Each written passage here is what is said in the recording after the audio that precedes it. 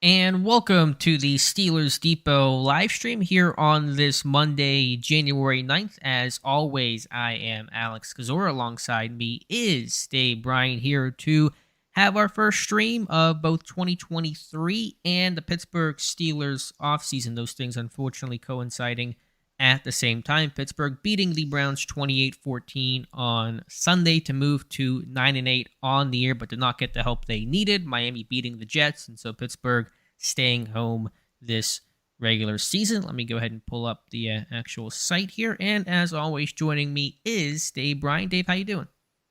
Doing good. We're right into the off season, aren't we?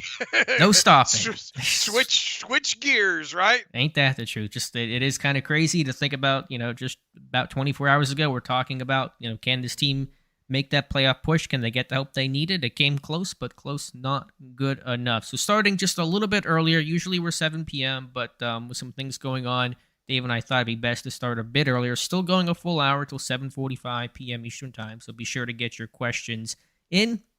National championship game tonight too. Ooh, who you picking, TCU or Georgia? Oh, Georgia should go all over them, I would think. You think? But hey, TCU scrappy.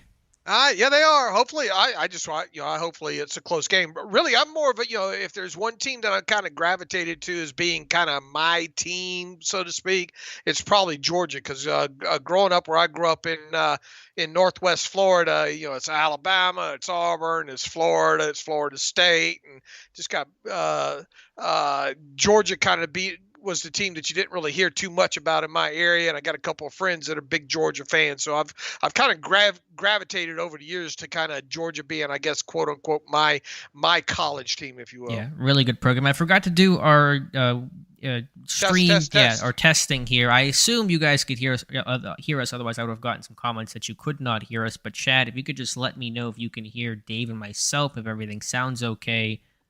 That would help us out. And then we can officially start here answering your Steelers questions as this offseason begins. So Mike Adesso says it sounds good. And so we will take Mike's word for it. And we will start things off with a super chat. And reminder, just like Mutated Genome did, $10 super chat. You guys can send us one and move to the front of the line and have a guarantee of your question being asked and answered as soon as possible by Dave and myself. So Mutated Genome says, Alex and Dave, thank you for the excellent year-round Steelers coverage and analysis. The Steelers may disappoint, but you two and the rest of Steelers Depot does not. Thank you so much, MJ. You've been here for so many of these streams, and appreciate you always hanging out with us. This site's possible because of the work of our team, but because of the community that we have that really engages with us, that talks with us, and makes this whole thing possible. So really appreciate that.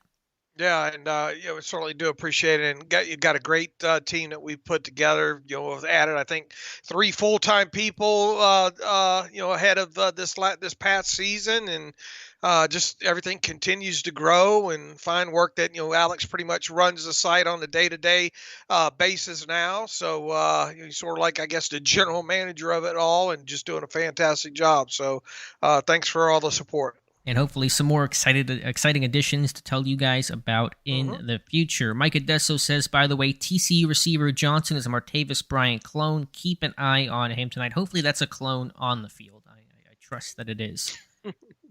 Let's see. CMAC, the purpose, this is a new one. The purpose of YouTube channels are to be on video, not inside private basement bunkers with blacked out night vision. What's the point? Just Spotify. I'm sorry if you're unhappy with the stream, CMAC. If you're referring to the Steelers logo being up there a moment ago and not the site, that was just for some logistical stuff. But, I mean, that's what we're doing right now. Maybe there'll be some face cams in the future, but just kind of what we have to work with. So hopefully if you don't. Nobody's forcing anybody to stay here. That's for sure. The goal is just to answer the questions, and you don't always have to see us to do that. But it's totally your call, and we appreciate you being here. All right, we'll start things off here with Brian Jonker. Says our defense is very precarious. We have 3 great talents and a bunch of mediocrity. Lose one of them, and there is a whole position group to be exploited. Agree, disagree? I get that. You certainly felt that when you lost T.J. Watt in Week 1, but I'm sure that's true for a lot of teams. You can't have stars at every single position, and you lose one of your top guys you count on to kind of anchor and build around your defense, both in how you work and how offenses respond to you. I imagine any team that loses one of their top guys is gonna feel that. So it's hard to judge, and it's probably a little insular just because we're so focused on Pittsburgh. Yeah, look, I mean, there's no doubt that the loss of T.J. Watt early in the season was a big deal, and to some degree, not having Demonte Casey early on in the season, I think the Steelers probably had decent plans for him coming out of preseason there, and obviously it took a while to get him back on the field as well too. So knock on wood, this team stayed relatively healthy. Outside of that, now other than that, how'd you enjoy the play, Mrs. Lincoln? Lose a guy like T.J. Watt, that was Mm-hmm. super significant there. But as Alex and I talked about on the podcast earlier today, man, take a good look at what happened with that offensive line this past year. And because it might be 5 or 6 or 7 more years before you see. I might not ever see anything like that again in Pittsburgh. With all 5 of those guys starting all 17 games, and 3 of those guys played every single snap. One of them, Chikwama Okorafor, I think played all but 1 or 2. You're just not going to see that kind of thing there. So it's unfortunate they didn't have T.J. Watt, but obviously when your best player on that side of football goes down, it's tough to overcome. And you'd have to think that if they did have him for all those games that he was out, maybe that's enough to turn one of those into a W.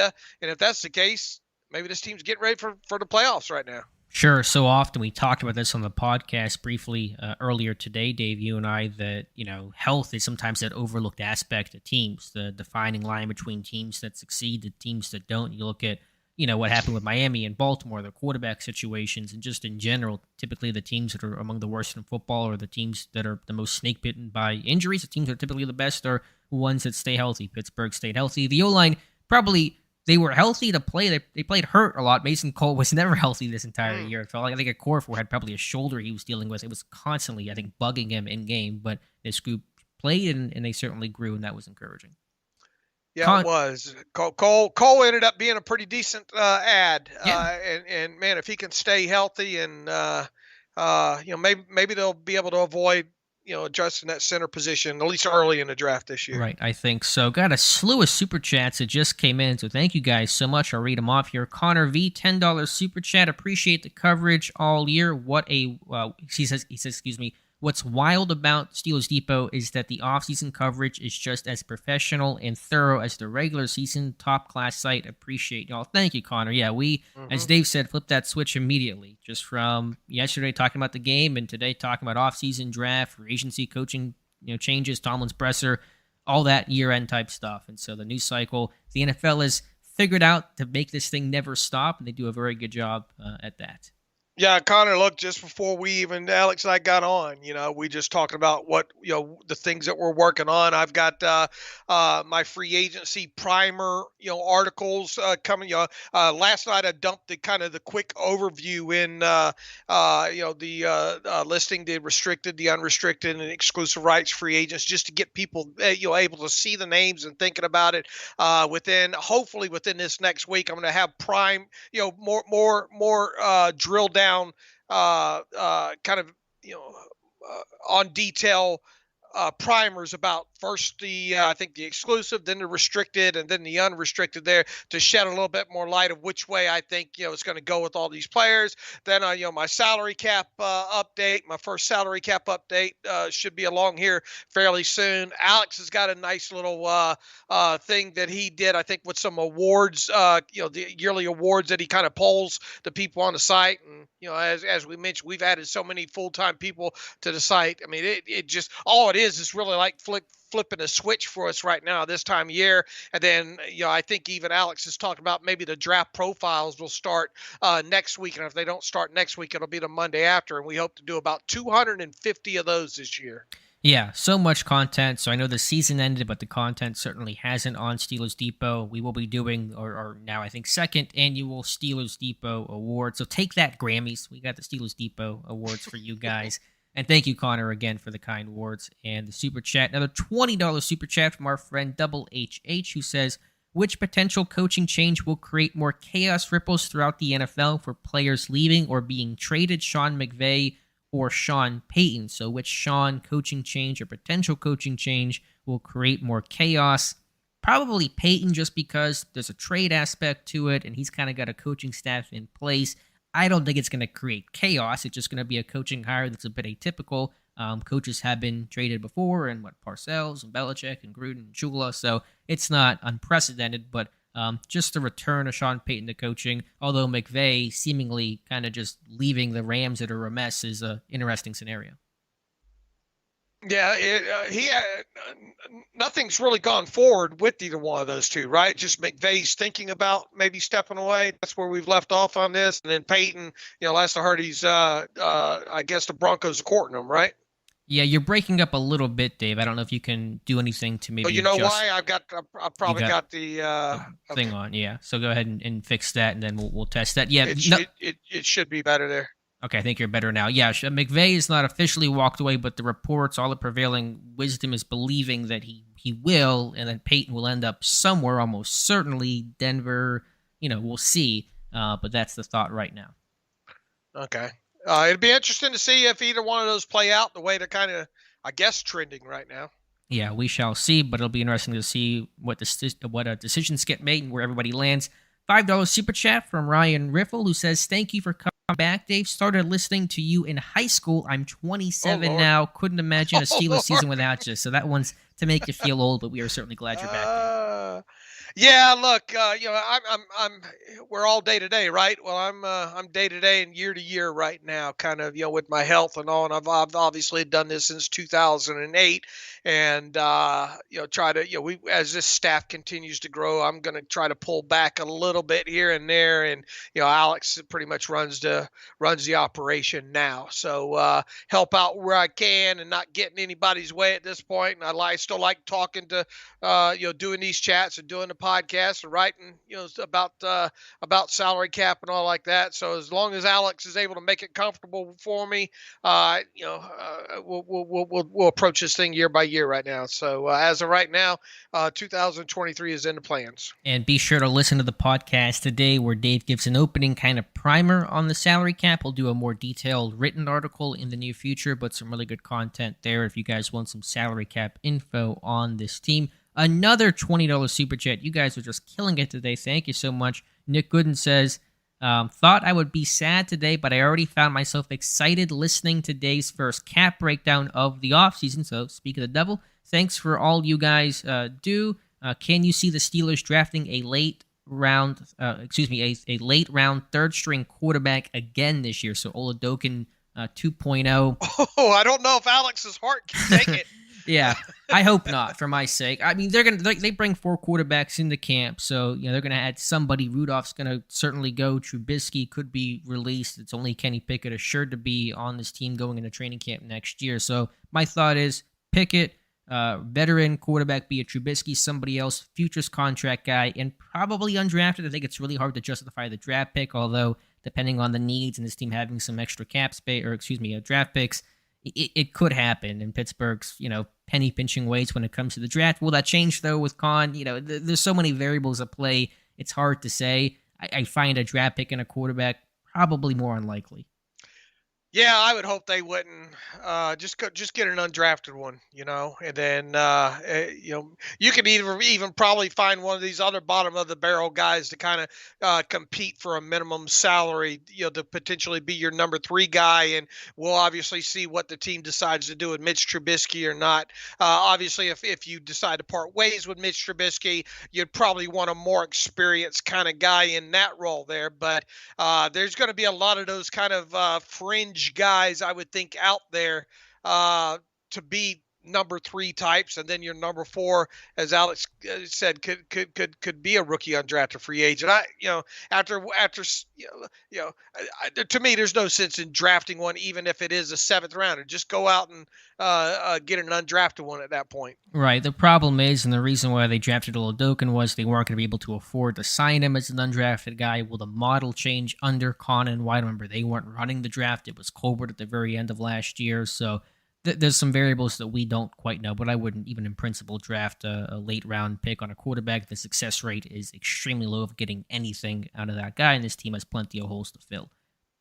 Mutated Genome, another $5 super chat. Thank you so much. Also, if you guys could like the stream, that would really help us out. Be sure to hit that like button, and it would really boost the visibility of this live stream. Says, Am I the only one who absolutely despises when Pickett rolls out to the right, whether by design or when he bails out of the pocket too soon? So, Dave, I'll let you start with this one. Your thoughts on, I guess, Pickett's pocket movement. Well, I mean, you do take away half the field when you do that, right? Sure. right off the bat there. But I mean, if you structure it right, if you have kind of a levels concept in there, depending on what you've done up until that point, it's not something that you totally, I don't think, take away from the playbook. But it's another thing too that you don't want to see. At least I don't. You don't want to see 4 or 5 times a game on top of it. Now, I will say this. I mean, we've seen these last couple of games of Kenny Pickett do some stuff out of structure, but why bail? Why create kind of an out of structure, environment, which technically that is you're rolling away out of your pocket in those situations. In today's NFL, you've got the Max Crosbys and the Bosas that are pretty wise to that stuff. So, I mean, do you want to see it 3 or 4 times a game? I don't, but I think if it's used right in certain games, and if you have kind of like a levels concept on top of it there, and you have a mobile quarterback, should something go wrong, I mean, I don't think it should be totally, aborted. Yeah, there's a risk reward. It depends on what you're talking about, designed or undesigned. Pickett certainly has a tendency to still scramble a bit much, and that's, I think, typical of young quarterbacks who are mobile. It just, we're watching a mobile quarterback in Pittsburgh for the first time in forever, so it's just kind of foreign to us to really see that on a regular basis. Canada was bringing back the sprint outs a bit towards the final 2 games, and I didn't love that. They ran them like 17 times the first 6 weeks of the year, and I didn't love that. And it's not just the idea, but they would run them on 2nd and 9, and so that would kind of put themselves in a guaranteed 3rd and 4 at best, or 3rd and 5. And so teams to run that on 3rd and 3 to pick up 4, move the sticks. All right, I get that, but Canada would never use it on 3rd down. He would use it on 1st and 2nd down. Kind of the same thing towards the end of the season. But I think pocket presence, movement, awareness, things Pickett got better at, especially keeping his eyes downfield as he scrambled. He was scrambling to throw, not scrambling to run, but an area to work on next year. All right. Oh, I just lost the chat here, and I might have lost some of the questions. Let me scroll back up. Let's see. Mike Odessa with some very nice comments about our coverage, so I appreciate that. And also says, if I find the comment here, this may be a little blasphemous because I'm a huge Danny Smith fan, but is it maybe time to move on from him? Kick coverage really below the line and minimal splash plays. Again, could this be the end? Oh, Mike, I wish you got to ask that question to start the stream here. I think about retirement with Danny Smith. I know he's a football lifer, says he has no other hobbies, and he probably coach, as long as he can, but you have to consider that. I don't know where he's at contractually. So, yeah, I think the kick coverage was really poor throughout the year, and special teams was not at its best. It had its moments, but could have been better. It was probably a below-average unit just in totality. So I understand the thought there. I'm just going to kind of wait and see what happens. Man, my thought on it is, and something we talk about every year during the summer is, well, don't forget about the Miles Boykins and the Benny Snells, because the Steelers usually like to keep those kind of players because of the special teams value that those guys bring to the table. That's the Tyler Matakaviches a couple of years ago, those kind of things there. And you're paying those guys, you're not paying those guys minimum salaries on top of it there. Seemed like every week I was writing up or talking about it on the podcast. Man, is this the week we get that key special teams play, that key forced fumble, that key return? It never materialized. I mean, you had to return against the Patriots, right? The long return against the Bucks by Sims. Against the Bucks, yeah. And even that one, he almost fumbled the football, I think. They it's the third phase, and it's important for a reason here. And even this year, was it because of Chris Boswell's groin? And you just kind of look at the stuff with Presley Harvin, how inconsistent. It's just been underwhelming, Alex. And I know Alex is a big Danny Smith fan. How much of it is coaching? That's a great question. Where's even the block punts at? Sure. One of those this year and all. I mean, they were close a couple times, but you never saw any of that. So I wouldn't be surprised if there was a change there, whether it be either Danny Smith retirement or some new blood there. Yeah, no, as much as I'm a fan of Danny Smith, I think the unit certainly can be criticized, and I did so routinely. I thought the kick coverage was poor even before the Colts game, where it was really bad, and there were signs of it cracking ahead of time. Maybe they should add a dedicated special teams assistant. Pittsburgh, the only team that has one technically dedicated special teams coordinator, and that's Smith. Now, of course, other coaches help, like Blaine Stewart, like I think Denzel Martin, and probably others, but maybe there's a consideration there not to have Smith kind of be the sole guy, but we'll have to wait and see. Couple more super chats here. One again from Ryan Ripple. $2 super chat says, Dave is the GOAT. What's your favorite Star War? That's the question. I'm a goat. I'm about as old as a goat, right? I guess it'd be New Hope, Ryan. I mean, remember, Ryan, I'm 54 years old. So when that came out, I don't know, what was I, 7, 8, something like that. And I mean, that was the thing. You just blown away. And, obviously that one was the original one.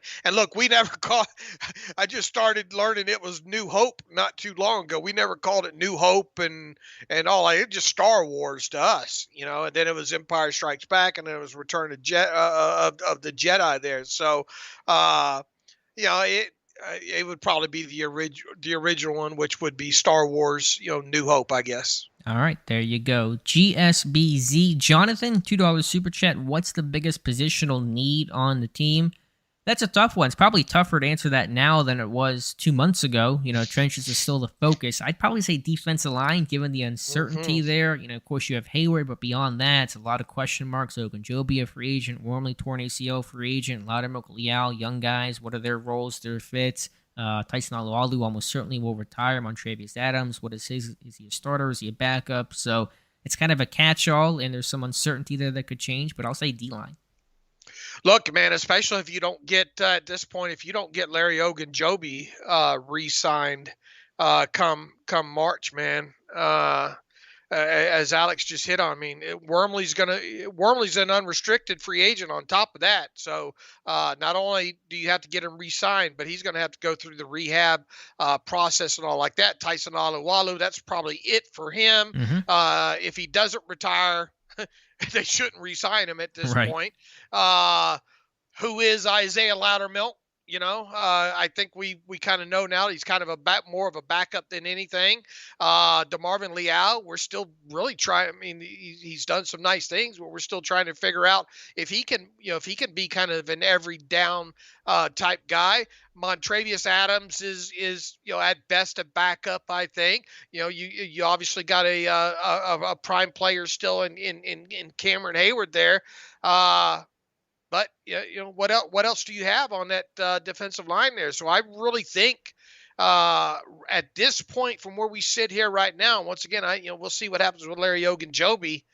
Man, I really think you got to think hard and heavy about spending that first round draft pick on a defensive lineman if there's one there, let's say 17, that fits what you're looking for, and obviously falls down that far. Right, and that fits in line with what Andy Weidel's philosophy is to build inside out. What they did in Baltimore, what they did in Philadelphia, and probably the approach in Pittsburgh. So many super chats here. Thank you guys so much. Very generous here on this first day of the Pittsburgh Steelers offseason. One from Jeff Bendowski. I probably said that incorrectly, but Jeff says, how much do I have to donate to the super chat to get Devin Bush jettisoned? The $5 is just fine the way that you have it. I think Todd had asked as well. Is this it for Devin Bush? I think you're going to get your wish here, guys. And that's really indicative of just what's happened the last 2 weeks, playing 10 defensive snaps against the Browns and Ravens combined. Was not even slated to really play in that Ravens game until Miles Jack got hurt. Dave, you said it perfectly earlier today on Twitter. Devin Bush cannot play in AFC North ball. You can't do that. You can't play in Pittsburgh. Exactly right. And, the writing's been on the wall with this. Now, in Devin's defense, to some degree, I mean, it was we saw him do some things that we've kind of been wanting to see him do from a physicality standpoint and taking on blocks a little bit more, but it hasn't been enough. It hasn't been nearly enough. Go back to the original concerns that I had when Devin Bush was coming out. Probably one of the all-time best podcast episodes we've ever had that's been draft related was, I think we spent 45 minutes to an hour, Alex and I discussing Devin Bush after each study, I don't know, 3, 4 games, whatever it was, way back then and all. And one of my biggest concerns about him, coming out was, where is the playmaking at? You could see the sideline to sideline ability and the athleticism with Devin Bush, but where is the playmaking? Where was the plays behind the line of scrimmage? And I'm not talking about blitz stuff, because they would do some stuff with him that would allow him to be kind of a free runner on some blitzes. And of course, he got home a couple of times on that. But where's the playmaking been with Devin Bush at the NFL level? So I think it's time. And Alex and I talked earlier today, man. Even if you were to get Devin Bush back on a 1-year veteran minimum contract for veteran benefit contract for the minimum, you're re-signing him with the notion that he would be a backup, and most really all backup inside linebackers on the Steelers must play special teams. Mm-hmm. And I don't know about, I'll tell you what, Devin Bush is not a core special teams player. So even if you did re-sign him for the minimum, you're probably just biding your time, hoping that there's not an injury to one of your starters, and you end up just cutting them, by the start of the week 1 of the season there. So if those are the boxes that you got to start checking off and all like that, just let him walk and go somewhere else. There's probably another team out there that's going to be willing to sign him to a 1 or 2 year deal for a little bit more than minimal. And the Steelers, that'll be too rich for the Steelers' blood when it comes to him, I think. I guess when Harbaugh gets back in the NFL, he'll just pick up Devin Bush, right? I mean, that makes a lot of sense, I think. So Who knows what will happen there. But Devin Bush will not be a Steeler next year. I'm pretty confident in saying that. Robert Spillane probably gets re-signed. We'll see about Marcus Allen. Mark Robinson, of course, returning, but no to Devin Bush. One last call out. 103 people here in the chat. Really appreciate that. Just please hit that like button. It would really mean a lot to Dave and myself as we try to get as many Steelers fans in the chat as possible. $20 super chat from the 1LC7 says, keep up the good work, guys. First, Canada has to go. Feel he's holding the offense back with vanilla play calls. Disgruntled clown would be nice in rotation with Watt and Highsmith. If numbers work, of course, let's go Steelers. So I believe that's referring to Jadeveon Clowney being part of the rotation. He's more of a hand-down guy. I would be shocked. Yeah, I would be stunned if Jadeveon Clowney is a member of the Pittsburgh Steelers. Stunned. Yeah, I don't think it's gone well in Cleveland. It has not gone well in Cleveland. I don't think Pittsburgh's going to want to absorb that. With Canada, we'll see. I think Dave and I felt today really could go either way. We're both slightly leaning towards Canada staying over going, conflicting reports and thoughts and feelings. So I said earlier, I think we'll get our answer by Friday. Typically in Pittsburgh, when coordinators go or parted ways with, not renewed, whatever you want to call it, it's about 4 or 5 days after the season ends. So I think by Friday afternoon, evening, we should probably have our answer. Yeah, it's so hard to read in between the lines about maybe what Mike Tomlin, did or didn't commit to, during his press conference today. It sounds like it's dependent on what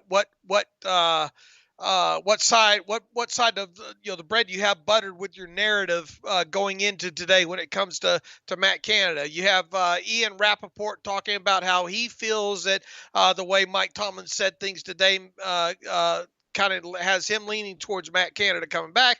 Then you have a couple of beat writers with the Steelers on the other side saying the way Mike Tomlin said what he said today means obviously that Matt Canada probably not coming back. So I just hope that we find out by the end of the week one way or the other, and it would not surprise me either way. I'm probably 51% thinking that they might bring Canada back, and I haven't had a good read on whether they will or won't since about week 13 of the season, I guess. Yeah, we shall see. I mean, generally, Pittsburgh moves slower than other teams. The Titans just fired their whole offensive staff essentially today. But you got to fire a guy, get somebody hired in place for the Senior Bowl as you kind of get ready for all those things, the Shrine Bowl. And so I imagine, you're going to move with relative swiftness on a decision on Matt Canada. $5 super chat from Austin, who says, thoughts on Darnell Wright, the right tackle out of Tennessee. Chooks is not going to be eating up more cap space that he's not, says Chuck's is going to be eating up more cap space than he's worth. I don't know much about Wright. I know he's a big guy overall. I'm not the draft expert to start. I'm kind of just about diving into this, so I really don't have a lot of thoughts for you right now, Austin, on Darnell Wright. Yeah, look, we don't even start getting into the. Jonathan Hightower's been doing a lot of his kind of early stuff with the really throughout the season. He's been writing about players to watch and all like that. But because our full-time job is to cover the Steelers, we don't really get to touch. I mean, I watch college football every Saturday during the season and all, and I know a little enough about a lot of guys to be dangerous, but nothing in. It's not like I've cracked open large amounts of tape yet either. And we don't get to do that until right now. Now we do obviously have we got 5 people coming out to Vegas for the East-West Shrine game. Alex, I think you and 3 others are going to the Senior Bowl this year.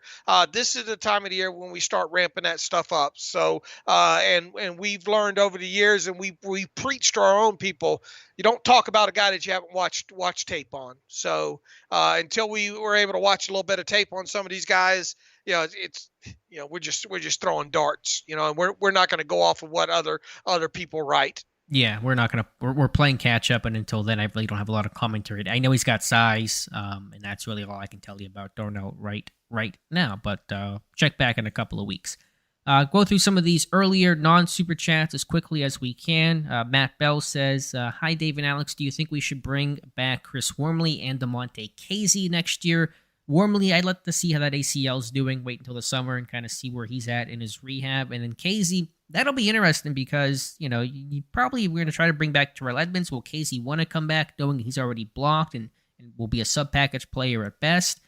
I'd look to bring him back. I don't know if he'll want to come back if he knows Edmonds is in front of him. I certainly would try to bring Casey back, without a doubt.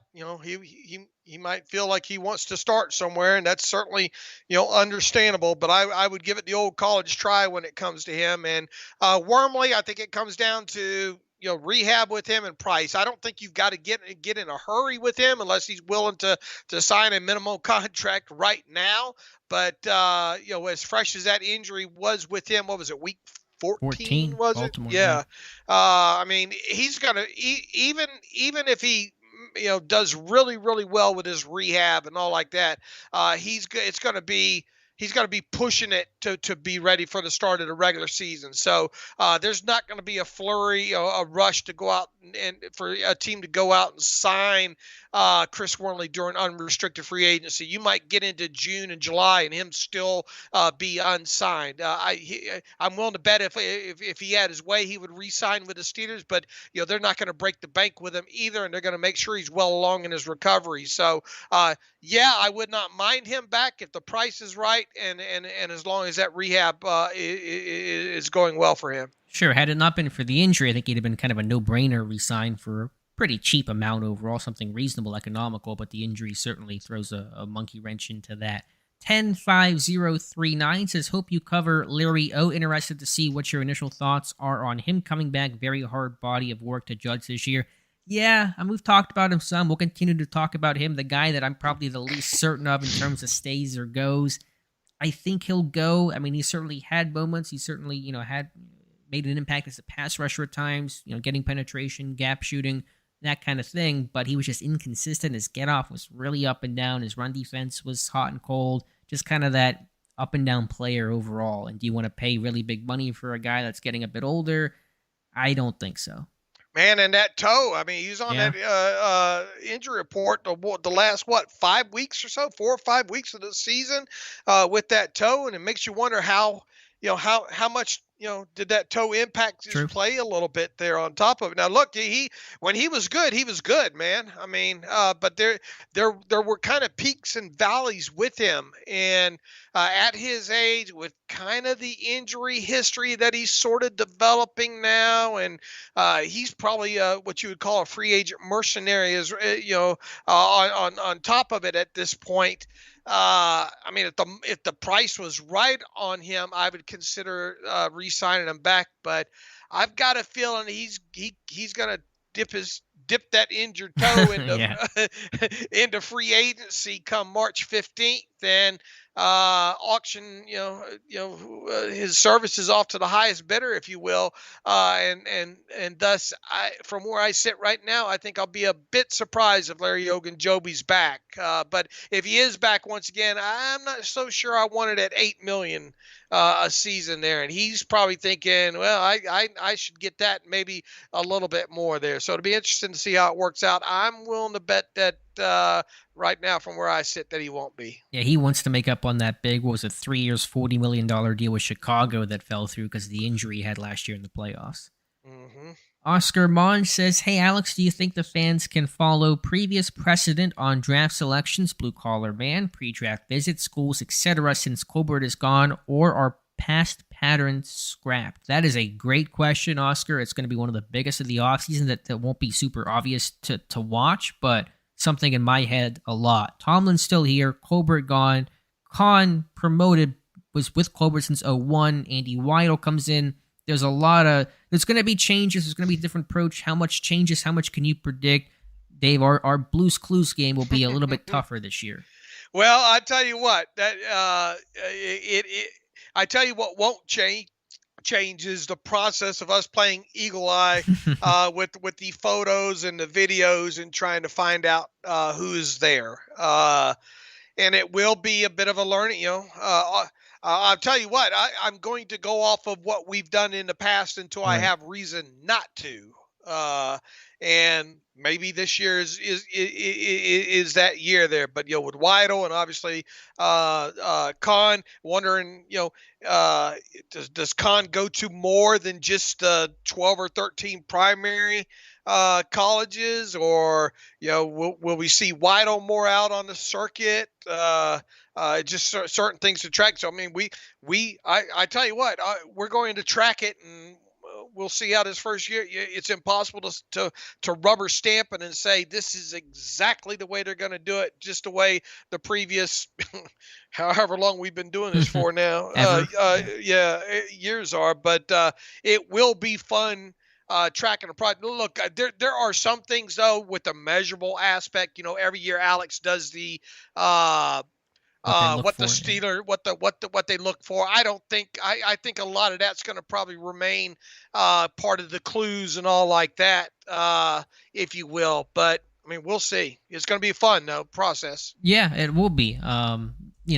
Colbert was such a lifer. He loved pro days. I mean, this dude went to every pro day that he could. And we'll see what Weidel does, what Khan does. I imagine Khan will want to do it just to kind of really get a good feel for things. It's been the model of this team. I'm pulling up one article now, and it is just a collection of stories and, bits and pieces here and there. But article I wrote last year when they hired Andy Weidel, the big book of Andy Weidel that focuses on his mentality, his upbringing. He's a Pittsburgh guy, Western PA guy. His first NFL job was as an intern with the Pittsburgh Steelers in the late 90s, left right before Colbert got hired. And so I'm going to try to lean on that, but it will be a process for us to watch this thing unfold. Garrett says, "Thanks for all the hard work, Dave and Alex. You guys continue to kill it." Thank you, Garrett. Let's see.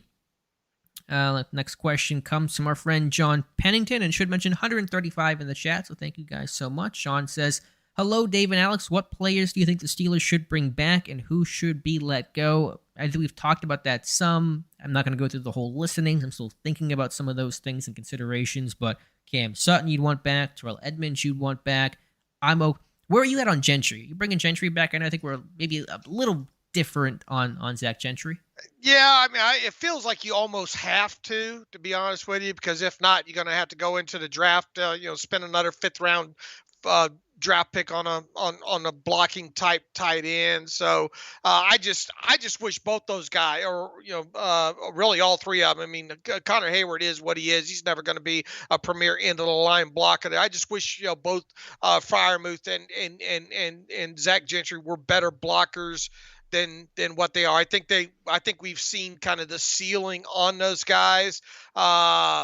Gentry you can target a little bit in the passing game, and those two are like frickin' frack anyway at this point, and you almost feel guilty kind of splitting those two guys up at this point. So, I mean, if the price is right, and I would imagine it will be. I don't think people are going to be falling all over themselves to sign a Zach Gentry, although Jesse James got him a pretty decent contract, I think. Didn't he during was it first or second trip through free agency that he had there?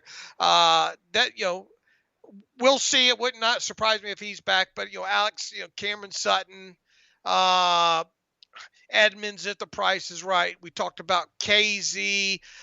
Boykin ought to be cheap. Yep. I'd try to get him back because of the special teams play. Who am I missing Spillane. here? I'm good with bringing Spillane back. Yeah, if the price is right with Spillane, bring him back.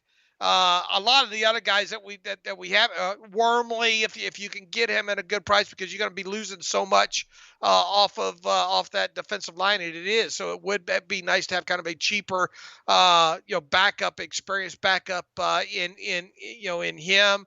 I'm reading through the other names here. Any Snow football? Is he going to come back? Special teams? If you got him Cheap. for minimum, Yeah. I wouldn't do anything more than that. Just, NFL minimum with him. And on top of that, I'd make sure there was another undrafted free agent running back that plays special teams. Jesse Davis might be one, Alex. We didn't get to see him play any, and that's a good thing there. But you know what? There's a conversation to be had there, Alex, because his tape at guard's night and day difference than it is as tackle. If I'm bringing him back, I'm bringing him back as a guard, which I assume he was this year, and knock on wood, we didn't see him. I'm not gonna fall all over myself trying to pay him big money to come back, but if I could get him on a veteran benefit contract, I'd bring Jesse Davis back to camp at least. Yeah, you can. It doesn't hurt, but I'm good with just letting him go. He's a better guard. His tape was much different. Yeah, is he going to be just a guard? Can he play center? He kind of has, I think. Maybe he played center. If he could be your swing guard, man, what's wrong with that? Yeah, but typically those interior guys got to play all three. You don't have too many just pure, like the way Hassenauer could theoretically play both guard and center. Maybe you could get away with it, but it's not ideal. Well, what I'm saying is I'm not falling all over myself to pay him big money, Sure. but if I could get him cheap, I would certainly bring him in there to push the pile, during camp. Trent Scott a free agent? Yeah, he is, but he can walk. Bring Trent Scott. He's Pat Myers' guy. Fix offensive line. Yeah. As biased as you are against Jesse Davis, that's where I am on Trent Scott. I think. Fair enough. They did try to play him. Man, he ended up logging. What did he log in snaps this year? 30. 60. Was it even Scott? that high? I'd have to look. I feel like 60 is maybe a bit high. It might have been like 35. I don't know. A decent amount. I don't know. I know Clayton just had the updated article today. Okay. Where was it on there? I'll find him real quick. As you do that, I'm not endorsing this 100%, but one name that I just kind of saw that I thought would make sense to return to Pittsburgh. How about Chris Hubbard? How about Mother Hubbard coming back? I think it's past 32. Let's see. No, that's 32 total snaps. 31 total offensive snaps. Okay, so I was about in line with my guess. Right. They'd use him as that extra end of the line, goal line, quasi tight end, if you will. And one snap at right tackle this year. You got one for a core four there. Let's see. Thomas says, Steve and Alex, love the work you put in all year long. Cannot wait for the first mock draft next week. That'll be our first player profile. We already have. I don't know when my first actual mock will come out. Probably not for a little bit, but the first draft profile, hopefully for Monday. Which three positions would you like to see the Steelers address with the first three picks? Again, kind of talked about this loosely. D-line, potentially still O-line. Edge. It depends a lot on free agency that comes before the draft, who they re-sign, who they don't, who they pick up in free agency. They're going to make moves there. So it's really hard to map that out, still pretty far out in the calendar. Yeah, this far, from where we sit now, and obviously this changes once you get into free agency. But man, I once again, I think they really should address defensive line in this one. They have finally have got to address the outside linebacker position with a young player, and even if they intend on signing Alex Highsmith to to a contract extension this offseason, I'm tired of all the Jameer Jones and the Malik Reeds and who was the one that Taco went to Charlton, Derek Tuska, Derek Tusk. Ryan Anderson. Yeah, enough. Spend a second or a third round draft pick on a guy that can come in and rush the passer and be part of that rotation. Hopefully, by midway through the season here, because we saw what happened when this team had a guy go down, in there, and they need 3 quality edge rushers on this team.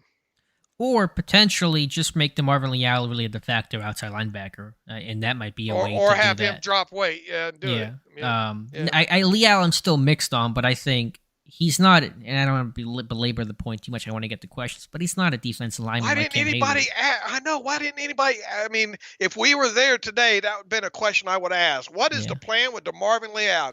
Are you going to make him an outside linebacker, ask him to drop weight, or do you intend on making him a 3-eye or 3-tech, 4-eye tech or something along those lines? And I think the answer is clear. I think he's an outside linebacker, a more of a stand on his feet edge type of guy that can be a 3-tech on third downs, obvious pass situations. That's kind of how he was used this year, essentially, once Watt went down. So that would also be a way to give yourself some depth there on the edge. Steelers outside linebackers, they don't drop much. It's under 10%, not like it used to be when they're doing a third of the time. So that would be, I think, actually a way to do that without spending capital on the position in the draft. I mean, you could still do that and still spend a 4th or 5th round. Yeah, but not a second round or third round. It becomes less of an issue. There's some debate to be had about that, but I think it's an option. Mark Miller, in the way of too early draft pick questions, there are several corner options in the 10 to 15 range. Is that the early favorite for the 17th picks? There's really no favorite this far out, Mark. Besides Edmonds in Buffalo, is there a free agent inside linebacker out there? David Long in Tennessee, I think's going to hit. That's your guy, right, Dave? That's the guy I thought they should have drafted instead of Devin Bush. I haven't really spent a lot of time looking at it just yet. I obviously will over the course of the next couple of weeks. I mean, I suppose that's one, and then Edmonds is. The thing about Edmonds in Buffalo, man, is he doesn't fit what they look for normally as far as body type. But he's a stallion, man. I mean, he is Planet Theory kind of build, kind of that 6'3", 6'4" type guy. They don't normally get him that big, Yeah, but usually because those guys don't even exist. I mean, how many guys of that size are even out there? And that's going to be part of the process of how married are the Steelers to the old way. The old way of measurable doing business and stuff like that. Well, I think he's a Tomlin. Like he's pedigree, he's bloodlines, he's athletic, he's young. He's going to be 25. Like I think he checks all the boxes. Okay. And, I mean, other than just being taller than what they normally look for, Yeah, the things against him are he'll be expensive. He won't. I don't know how expensive, but he'll be more than Miles Jack cost last year, I'm pretty sure. He's not had a great career. It's kind of maybe been a little disappointing from the stuff I heard from Bills Nation. Plus, Pittsburgh's been down this road before. Let's try to find another inside linebacker, and maybe you should go D-line first. And so there's a thought about capital investment focusing inside out, and that would not really be the approach to that. So, but it'll be talked about, and I think that's reasonable to do that. And as far as the cornerback question, I look, from where I sit right now, I'll be surprised if they take a cornerback in the first round. Yeah, I'm not gonna. I'd be less surprised than you, but I'm not really in a mindset of what I'll be surprised and not surprised by. It's usually dependent off of what their visits look like and their pro day searches look like, and that's kind of what tells me what direction they are going. Scrolling back up here, about 15 minutes left, so be sure to get your questions in. We'll do this till about 7:45. Started a bit earlier, going to wrap up a bit earlier as well. Let me find a question here from somebody. Let's see, ask a question about Cliff Kingsbury. I don't count on that. Just getting fired by Arizona. What's the biggest area of growth this year? I think that's just a general statement. Run game, offensive line, taking care of the football. Those were all the major strides this offense made the back half of the year. Let's see, Brian Tolini. Do you see the fact of Deontay catching 86 passes with 0 touchdowns as a red flag about Canada's offense and not just a weird stat? I think it's probably more weird stat than it is an indictment on Canada. Yeah, there's some things you can talk about. I think Johnson was used poorly, especially the first 6 weeks of the season. But he had his chances this year in the Bills game, a couple of games this year. Colts game, I think he should have caught touchdowns and did not. Yeah, there was a couple of, he couple of chances that he had, and then obviously another 2 yards yesterday, and he would have had one there. I think, for a good part of first part of the season, look, yards after the catch, this team's got to get better yards after the catch. We actually saw a few of those the last couple of weeks, I think, overall. But and I wrote about this, I don't know, 3/4 of the way through the season or whatnot. Deontay Johnson's not going to have an opportunity, a lot of yak when you're running a bunch of curl routes or comeback routes with him. And at the time they weren't, barely using them on slants or any type of deep balls. And even the deep balls, a good number of the deep balls this past season, really, how many were really on target that he had a real legitimate chance at? So I'm with Alex. I think it was just one of those quirky type statistical anomalies that happen, and you could get into week 1 of next season. And he has 3 touchdowns in 2 touchdowns in one game, Sure. Yeah. And I know they were trying to get him his touchdown yesterday. They threw 2 slants and both were batted down. It felt like there was a force field preventing Deontay from scoring this year. Should note the record he broke of James Wilder, who caught 85 passes in 1984 without a touchdown, went the next year, caught 53 passes and no touchdowns. So if you want some history there, Wilder did not have any more success the following season, but that's all, of course, just noise. But we love the weird stats at Steelers Depot. Good question here from White Mamba 24XE. Does the Steelers number 33 pick from the Bears live up to 32 because the Dolphins forfeited their draft pick because of tampering? Does that mean the Steelers have 2 first-round picks? It will, in essence, White Mamba, become the 32nd pick of the draft. It is not a first-round pick, so it will not carry the 5th-year option that first-round picks do. So it will be the 32nd selection, but it is still a second-round pick. Right. It's still going to be termed a second-round pick, the first pick in the second round. And as Alex stated, it does not come with a 5th-year option or anything like that. It'll be in all technicality, it will be the 32nd overall selection, but if you want to boil it down, it's really the 33rd overall selection. It's just that there's a forfeited pick in between there. So you just don't get the perks that come along with the 32nd pick, like the 5th-year option and all. Right. Fred Cam, what are the chances we go receiver with the Bears pick? It's so hard to be that specific about it. Can you rule it out? No. It depends on the board. It depends on... Listen, after day 1 ends, assuming Pittsburgh doesn't trade up, they're going to get a lot of trade calls. First team picking for round 2 and that Thursday to Friday. So, could they trade down? I think this team probably will be more likely to trade down than Kevin Colbert ever was. They may not actually pick 32nd or 33rd overall. There may be a trade involved at some point. Let's see. Next question comes from Jake Collins. Any chance Dan Moore slides to left guard and competes with Dotson if we end up selecting a left tackle at 17? Your thoughts on that, Dave? Say it again? Any chance Dan Moore slides to left guard and competes with Dotson if we end up selecting a left tackle at 17? I would be shocked. I'd be stunned, floored. I don't see it. If they take a left tackle at 17 and it's kind of a slam dunk starter, maybe you have that conversation, but that's a transition that's heavier and more difficult than people think. A tackle going to guard. I know he's a good run blocker, and maybe there's something there, but maybe he just becomes your really solid swing tackle. That, to me, makes more sense than trying to make him a guard. Couple more questions here before Dave and I wrap things out.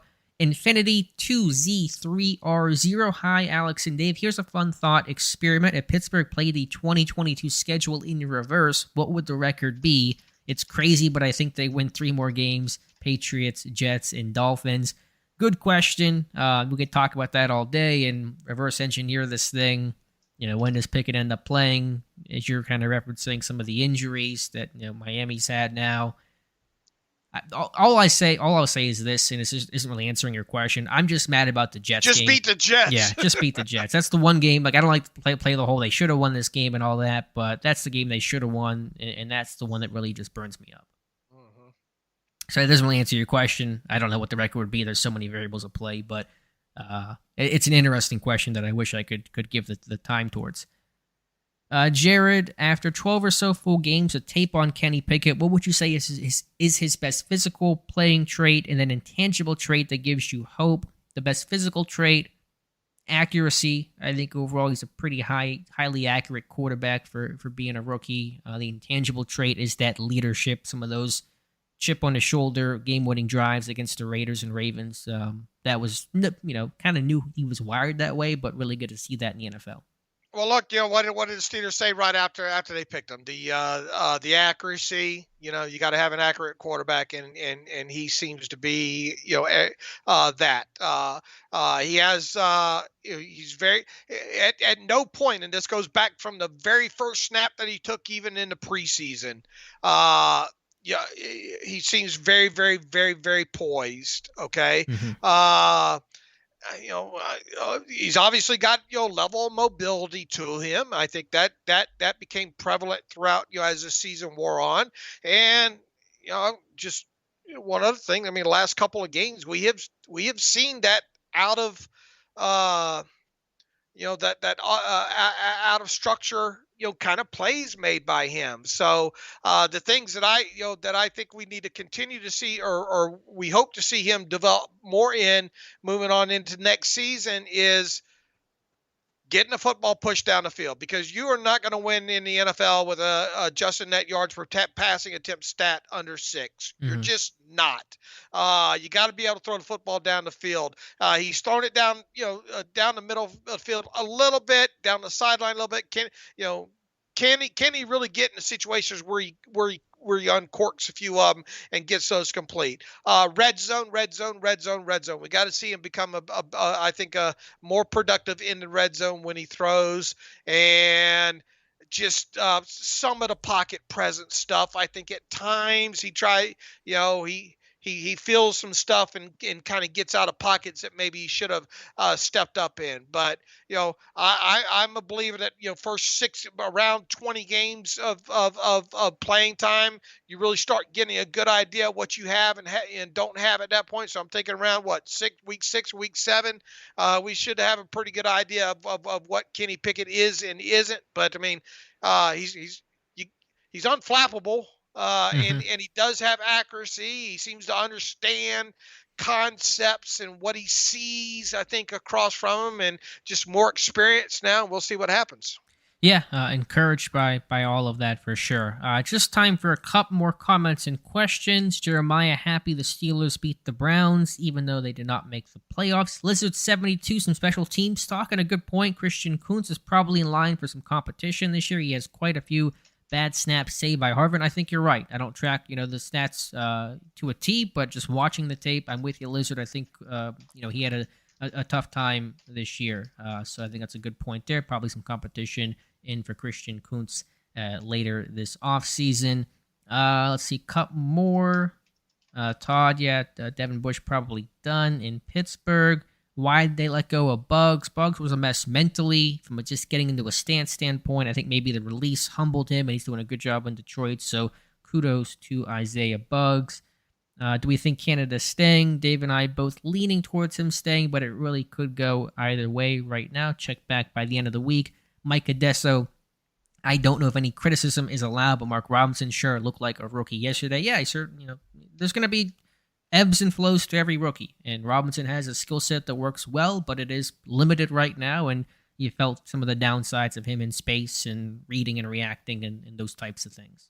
Yeah, hopefully, he will, with him having some playing time under his belt, and he's a converted running back. and only had the one college year at linebacker there. So he's going to have to learn the position. If he learns a position, and you might have something there, because he can move from point A to point B. He's not afraid of contact. We knew that all the way back to the preseason there. So let's see what happens over the summer here, and I would think he's going to get every opportunity to be able to play some more snaps next year. Yeah, I definitely will. I'm excited to watch him in training camp. Is there more to Connor Hayward than we initially thought? Has his ceiling gotten higher? That's from John Horvat. Yeah, I think it was a good rookie year for Connor. He certainly progressed. His role expanded. Now, as Canada leaves, a new OC's brought in. I thought Canada's offense kind of fit Hayward well with some of the boot action and split flow type stuff. So if a different OC comes in, that may hurt him. But yeah, I think Hayward had a good rookie year. Connor V, thoughts on Steven Sims' season? Does Calvin Austin automatically replace him next year? Austin will have to prove, would have to earn the job. Sims was a return guy, jet sweep kind of guy. Didn't do a whole lot in the pass game. Probably be around. Is he restricted, Steven Sims? What's his status, Dave? He is restricted. Okay. Original round tender on him. 7th round pick, I think he was. Probably, yeah. That would make sense. Is Gunner going to get cut? Gunner's going to get cut, I'm guessing. I don't know what the money either on way that. With him. Yeah, he never really had a role once he lost his kick return. Right. I mean, yeah, and you did sign him to be that guy. Yeah, I mean, he did some of the jet sweep type stuff. Anyway, couple more thoughts and questions. How does the offense fix their red zone fringe issues? Good question. It's going to probably require a deeper study. I don't have a great answer for you right now there, Rory, but it is an important question.